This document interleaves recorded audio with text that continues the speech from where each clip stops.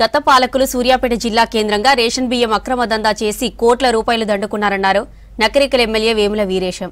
అవినీతి పరులను గద్దెదించి ప్రజలు ప్రజాపాలన తెచ్చుకున్నారని చెప్పారు. ఏ ఒక్కరోజు అసెంబ్లీకి రాని ప్రతిపక్ష నేత ఫామ్ హౌస్ లో ఉండి మాట్లాడడం విడ్డూరమని చెప్పారు. కేసీఆర్ ప్రభుత్వంలో డబుల్ బెడ్రూమ్ ఇచ్చిన దాఖలాలు లేవన్నారు వేముల వీరేశం. చిట్యాల జిల్లా కేంద్రంలో ఏర్పాటు చేసిన ప్రజాపాలన ప్రగతిపాట కార్యక్రమంలో పాల్గొన్న ఎమ్మెల్యే లబ్ధిదారులకు రేషన్ కార్డులు అందజేశారు. కొత్త రేషన్ కార్డుల పంపిణీ కార్యక్రమాన్ని చేపట్టడం జరిగింది. గౌరవనీయులు ముఖ్యమంత్రి రేవంత్ రెడ్డి గారు తుంగతుర్తిలో కొత్త రేషన్ కార్డుల పంపిణీ కార్యక్రమాన్ని ప్రారంభించిన తర్వాత మా నియోజకవర్గంలో ఈరోజు చిట్యాల మండలంలోని రేషన్ కార్డుల పంపిణీ కార్యక్రమాన్ని చేపట్టడం జరిగింది.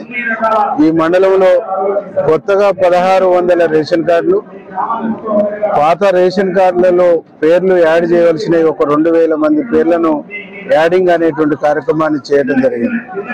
అంటే ఇంత గొప్ప కార్యక్రమం, ఇంత మంచి కార్యక్రమాన్ని దాదాపు 10 సంవత్సరాల నుంచి రేషన్ కార్డుల కోసం ఎప్పుడెప్పుడా ఎదురు చూస్తున్నటువంటి ప్రజలకు ఇది ఒక గొప్ప వరంలాగా, గొప్ప ఉపశమనం లాగా రాష్ట్ర ప్రభుత్వం ముఖ్యమంత్రి రేవంత్ రెడ్డి గారు తీసుకున్నటువంటి ఈ సంచలనాత్మకమైనటువంటి నిర్ణయాన్ని ప్రజలందరూ కూడా బ్రహ్మరథం బట్టి ఆశీర్వదిస్తుండ్రు.